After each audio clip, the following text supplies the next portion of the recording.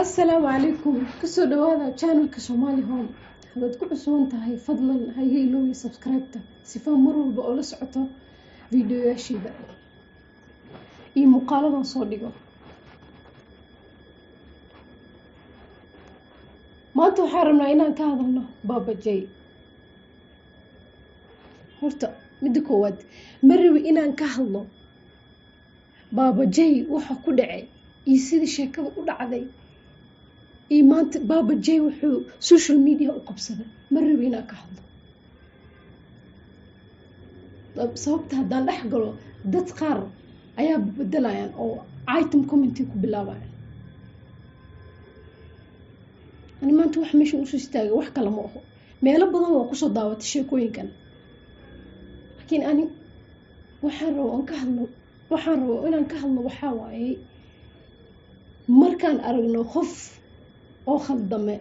markaan aragno qof markuu laciif yahay qof walbo oo maanta awood leh mise asxaab badan leh wixii ahaatabo maxaa loo jecel yahay qofkaas oo dhibaataysan in lagu sii istaago oo hoos la samarsado qof dhibaataysan maxaa loo jecel yahay in hoos loo dhigo oo lagu is istaago maxaan dhaqan noocaas u leenahay intaan xanuunkiisu imaanin bini aadamnimo aan ka hadalno qof hadaa aragto dhibaataysan oo even if hataa hadduu khalad ka dhacay hadaa aragto in laga badiyey maxaa loo jecel in lagu is istaago maxaa loo yasaa wiilkan aan dhahno khaladaba ka dhaco oo gabadhii wuu caayay oo wax sireed u banaanka keenay laakiin miyay ahayd inuu nin walbo uu caloosha usoo taago qaarkiin youtuberro weyn aana ka filinaynin waxaas intay meel soo istaagaan ee qof saa u caayaan qof laciif ah qof xanuunsan intay meesha soo istaagaan youtuberro weyn aan u haysta ixtiraam weyn aan u lahaa ee meesha soo istaageen wiilka caynayaan dhib walba khalad walba qofa ka dhaco qof walba usha way ka dhacdaa dadka weynna waxaa loogu talagalay inay wax xaliyaan maho inay meel soo istaagaan ee caytamaan ee colaada iyo dagaalkii iyo dabkii way sii kordhiyaanba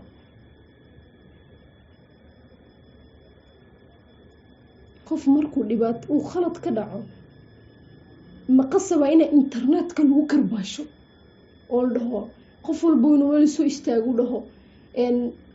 qalad qof hadduu galo si private ahaan nambarihiisa waa haysan youtuberada weyn oo caynaana ka hadlaya nambarkiisa waa haysan waa la qosli jirteen dhibaatada markay ku dhacday qaladkanba wuu ka dhaco qof bini aadam waaye inta la hadashiin si aayar ah oo lalow saan isaana samaysay iska bedel soo lagama quruxsano raggiina waa weyn intaa meesha soo istaagteen iska hadlaysiin maxaa waaye oo afaara qabiilata faras meesha aad keenaysiin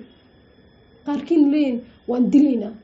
oo naftiisa mogtahay hadda afka aa dhahda waan dilaynaa hataa hadday ka ahayd bulshada dab ku daara oo dhinaca views ku daara ay ku qoran tahay qofka inaad dishay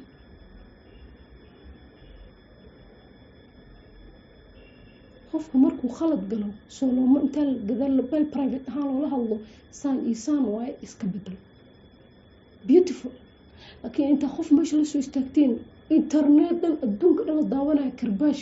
karbaash ma beri maqasheen qof walbo macuustu soo xirana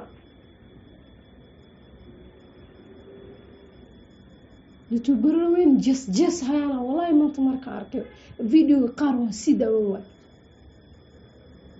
qofka markuu khalad galo ayara private ahaan nambarkiisa waa hayseen waa la qosli jirteen private ahaan wallahi maanta maxaa waaye dadka qaar way iska weyn yihiin caqliga zero waa nimo weyn oo youtube oo like adayso dadkan wallahi ma maleynaynin si ciyaalka inuu dhaqmaan war dadka niga yara waxaa ta ku dhaqan karaan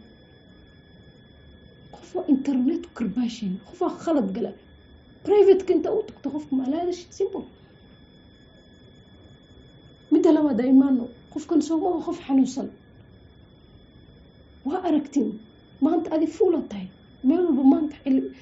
booligaadu taagan yahay qofka markuu uu arko inuu dadka ka dugan yahay dad ayaa ku beermataa qof cunuga 2 years old he knows that maskaxdan fully muu dhisno waa ka arkaysa wiilka inuu xanuunsanaa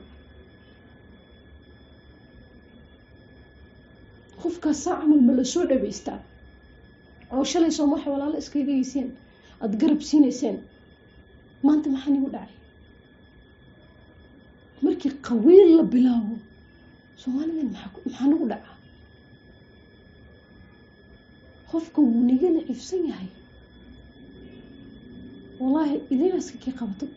waa aniga dhan video waan sii wadan waay nin meeshan youtuber intuu meesha soo fadhiistay wiilka ku jisjeesay ma aqaant ada qofkan hadduu duniyada dhan isdhaafin dhibaato dhan ku dhacdo dhinacaaf maxaa sameyne hadhow maxaa sameyne ma hadhow meesha lasoo fadhiisanay shalayta qofkan soomaniga la ciifsano midkiini maala waay hataa inuu intuu fikirka aqliga intuu dha war qofkan maanta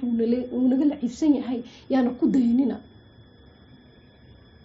oo wiilkan intaana ka jibinina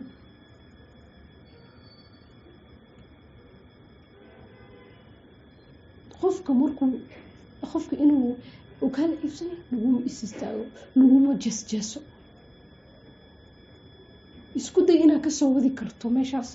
waaba kenteenba maanta maasha allah bulshadan ku dhex jira bariiskiisu iska cunaa asxaabu yeeshay laakiin inaad gadaal dambe u istaagteen just because of gabara waxaad sheegtay iska dhadhahdo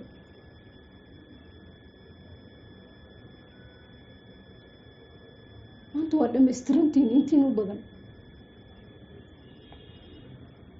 just because qofkan maanta tabar ma haysto duniya waa wax maalin duniyadu way saacadba saacadda kale ka dugan tahay adiganba maalin saa waa lagaa dhigi karaa adigan waa lagu jeesjeesi karaa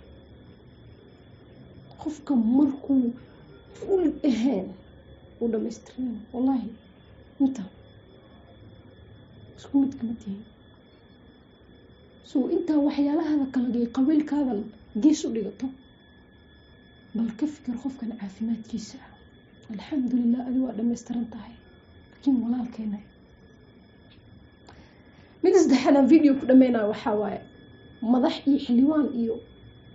xildhiwaani dadkan aad daba u ordaysiin nigama yaqaanaan dadka you just goats to them maxaa ka tihiin sacyaal iyo aryaal you're nothing xabayaana ka tihiin agtiina nigama yaqaanaan inaga iska dhigaysiin difaac madaxweyne blow nimankan nigama yaqaanaan dadka iska waalina kursiga markay helaan dunida meelaha ugu raaxa badan iyo ilmahooda iyo xaaskooda geenaya